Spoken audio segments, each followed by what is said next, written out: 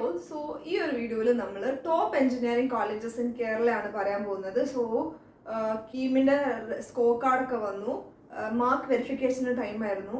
ഇനി rank list ഇന്നോ നാളെ ആയിട്ട് വരുന്നതായിരിക്കും. സോ റാങ്ക് ലിസ്റ്റ് വന്നാൽ ഉടനെ തന്നെ ബാക്കി അലോട്ട്മെൻറ്റ് പ്രോസസ്സ് പെട്ടെന്ന് ഉണ്ടായിരിക്കുന്നതാണ്. സോ അതിൻ്റെ മുന്നേ എനിക്ക് നിങ്ങളോട് പറയാനുള്ളത്, നിങ്ങൾ നിങ്ങളുടെ കോഴ്സും കോളേജസും ഇഷ്ടപ്പെട്ട കോഴ്സുകളും ഇഷ്ടപ്പെട്ട കോളേജസും ഒന്ന് നോട്ട് ചെയ്ത് വെക്കുക. സോ അത് നിങ്ങൾക്ക് അലോട്ട്മെൻറ്റ് പ്രോസസ്സിൽ കുറച്ച് എളുപ്പമായിരിക്കും. ഓക്കെ, സോ ബിഫോർ ദാറ്റ് പറയാനുള്ള ആദ്യത്തെ കാര്യം, നിങ്ങൾ കോഴ്സ് ചൂസ് ചെയ്യുമ്പം ഇഷ്ടപ്പെട്ടിട്ട് ചൂസ് ചെയ്യുക.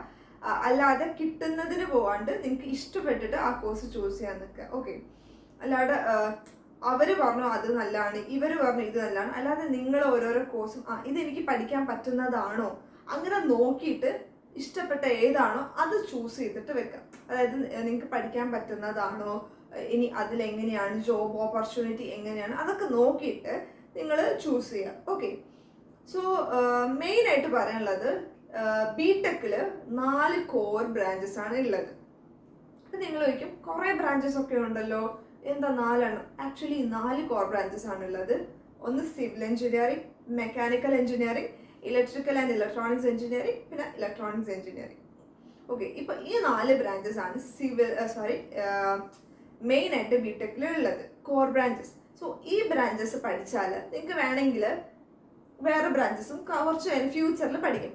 പക്ഷെ നിങ്ങൾ ഇതിന് പകരം ഈ 4 അല്ലാത്ത വേറെ ഏതെങ്കിലും ബ്രാഞ്ചസ് ആണ് പഠിക്കുന്നതെങ്കിൽ നിങ്ങൾക്ക് സ്വാപ്പ് ചെയ്യാൻ പറ്റില്ല, വേറെ എന്തോട്ടിലോട്ടും പോകാൻ പറ്റില്ല. സോ അതിനാണ് ഈ 4 ബ്രാഞ്ചസ്. സോ നിങ്ങൾക്ക് വേണമെങ്കിൽ ഈ 4 തന്നെ ചൂസ് ചെയ്യാം, അല്ലെങ്കിൽ നിങ്ങൾക്ക് ഇപ്പോഴത്തെ ട്രെൻഡിനനുസരിച്ചുള്ളതിന് പോവാം. ഓക്കെ, ഇനി കോളേജ് ചൂസ് ചെയ്യുമ്പോൾ നമ്മൾ മെയിനായിട്ട് നോക്കേണ്ട കാര്യം NIRF റാങ്കിങ്, അതായത് കോളേജിൻ്റെ റാങ്കിങ്ങും രണ്ടാമത്തെ പ്ലേസ്മെൻറ്റുമാണ്. സോ കേരളത്തിൽ ഒരു ഗവൺമെൻറ് എഞ്ചിനീയറിംഗ് കോളേജസ് മാത്രമേ NIRF റാങ്കിങ് 160 ബിലോ വന്നിട്ടുള്ളൂ, and that is CET. So college of engineering തിരുവനന്തപുരമാണ് the best and the top college of engineering. അവിടെ KTU റാങ്കിങ് ആണെങ്കിലും, അതായത് ഓക്കെ പറയാൻ മറന്നുപോയി, കീമിൻ്റെ അണ്ടറിൽ വരുന്ന കോളേജസ് ഒക്കെ KTU യൂണിവേഴ്സിറ്റിയുടെ അണ്ടറിൽ വരുന്ന കോളേജസ് ആണ്. സോ KTU ഓരോരോ വർഷം ഓരോരോ ബാച്ച് ഇറങ്ങുമ്പം ഈ ഓരോരോ കോളേജസിന് റാങ്ക് ഇടും. അങ്ങനെ ടോപ്പ് റാങ്കിങ്ങിൽ, അതായത് ഫസ്റ്റ് റാങ്ക് വന്നിട്ടുള്ള കോളേജാണ് എപ്പോഴും വരുന്നൊരു കോളേജാണ് ഈ CET എന്ന് പറഞ്ഞത്. ഓക്കെ, പിന്നെ CETക്ക് റാങ്ക് വരാനുള്ള ഒരു റീസണും കൂടെ ഉണ്ട്. കാരണം 2000 ബിലോ, കീവിന് 2000 ബിലോ റാങ്ക് കിട്ടുന്ന കുട്ടികളൊക്കെ പഠിക്കുന്നത് ഈ ഒരു കോളേജിലാണ്. അപ്പം അതിനനുസരിച്ച് KTU റാങ്കിങ്ങും ഉണ്ടായിരിക്കും. ഇനി പിന്നെ അവിടെ പ്ലേസ്മെന്റ് ആണെങ്കിൽ അവിടെ മാക്സിമം 33 lakh per annum വരെ പ്ലേസ്മെന്റ് വന്നിട്ടുണ്ട്. ആൻഡ് ഒരു 5500+ സ്റ്റുഡൻസ് 5 ഇയറിൽ അവിടെ പ്ലേസ്ഡ് ആയിട്ടുമുണ്ട്. സോ അത്യാവശ്യം നല്ലൊരു കോളേജാണ്. അപ്പോൾ ആ കോളേജിൽ ഏതൊക്കെ കോഴ്സ് ഉണ്ടെന്ന് ഞാൻ അടുത്തൊരു വീഡിയോയിൽ ചെയ്യുന്നതായിരിക്കും. സോ വീഡിയോ ഫുള്ളായിട്ട് കാണാം. ഓക്കെ, ഇപ്പം രണ്ടാമത്തെ കോളേജ് എന്ന് പറയുന്നത് GC തൃശ്ശൂർ ആണ്. സോ ഗവൺമെൻറ് എഞ്ചിനീയറിംഗ് കോളേജാണ്, നന്നായിട്ട് പ്ലേസ്മെൻ്റ് ഉണ്ട്. അതുപോലെ NIRF റാങ്കിങ്ങിൽ 250+ വന്നിട്ടുള്ളൊരു കോളേജാണ് ഇത്.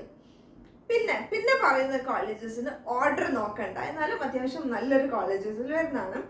ഈ ഒരു കോളേജ് ഗവൺമെൻറ് അല്ല, ഗവൺമെൻറ് എയ്ഡഡും അല്ല, ഇത് ഒരു സെൽഫ് ഫിനാൻസിങ് കോളേജാണ്. Model engineering college, Ernakulam. അത്യാവശ്യം നല്ല അടിപൊളി കോളേജാണ്. ഇപ്പോൾ 2000 ബിലോ റാങ്ക് ഒക്കെ ഉണ്ടെങ്കിൽ അവിടെ ഓരോരോ കോഴ്സിന് അഡ്മിഷൻ കിട്ടുള്ളൂ. ഇപ്പോൾ CETയും തൃശ്ശൂരൊക്കെ പോലെ തന്നെ വന്നിട്ടുള്ള ഒരു കോളേജാണ്. ഫീസ് കുറച്ച് അധികം ഉണ്ടെങ്കിലും നല്ലൊരു കോളേജാണ്. ഇപ്പം നിങ്ങൾക്ക് പഠിക്കാൻ ആഗ്രഹമുണ്ട്, ഫീസ് നോക്കുന്നില്ല, പഠിക്കാൻ ഇഷ്ടപ്പെട്ട കോഴ്സ് നോക്കുവാണെങ്കിൽ നല്ലൊരു തന്നെയാണ് മോഡൽ എഞ്ചിനീയറിംഗ് കോളേജ്. അതുപോലെ KTU റാങ്കിങ്ങിൽ വരുവാണെങ്കിലും നല്ല റാങ്കിങ്, അതൊരു 3 or 4 ആയിരുന്നു കഴിഞ്ഞ വർഷം. ഈ വർഷത്തത് നോക്കിയിട്ടില്ല. സോ കഴിഞ്ഞ വർഷം 3 or 4 ഐ ഗസ് 3 ആണെന്ന് തോന്നുന്നു. അത്രയും നല്ലൊരു കോളേജാണ് മോഡൽ എഞ്ചിനീയറിംഗ് കോളേജ്. പിന്നെ അടുത്തൊരു കോളേജാണ് TKM കൊല്ലം. സോ TKM കൊല്ലം നല്ലൊരു കോളേജാണ്, അത് ഗവൺമെൻറ് എയ്ഡഡ് കോളേജാണ്, പ്ലേസ്മെൻറ്റ്സും ഉണ്ട്, പിന്നെ KTU റാങ്കിങ്ങും വരുന്നുണ്ട്, പിന്നെ എന്താ പറയുക നല്ല കുറേ കോഴ്സസ് വരുന്നുണ്ട് ആ കോളേജിൽ. അപ്പം നല്ലൊരു കോളേജാണ്. പിന്നെ വരുന്നത് RIT കോട്ടയമാണ്. RIT കോട്ടയം നല്ലൊരു കോളേജാണ്. പിന്നെ MSc Kothamangalam. MSc Kothamangalam government aided ആണ്. RIT government aided, RIT government കോളേജാണ്, നല്ലൊരു കോളേജാണ്. MSc ഗവൺമെന്റ് എയ്ഡഡ് കോളേജാണ്. പിന്നെ വരുന്ന കോളേജ് എന്ന് പറയുന്നത് GC കണ്ണൂരാണ്. GC കണ്ണൂർ അത്യാവശ്യം നല്ലൊരു കോളേജാണ്. പിന്നെ NSS പാലക്കാട് വരുന്നുണ്ട്, അതും ഒരു ഗവൺമെന്റ് എയ്ഡഡ് കോളേജാണ്. പിന്നെ GC ബാട്ടൺ ഹിൽ, തിരുവനന്തപുരത്ത് GC ബാട്ടൺ ഹിൽ വരുന്നുണ്ട്. പിന്നെ വരുന്നത് GC Kozhikode, GC Idukki, GC Wayanad നല്ലൊരു കോളേജാണ്.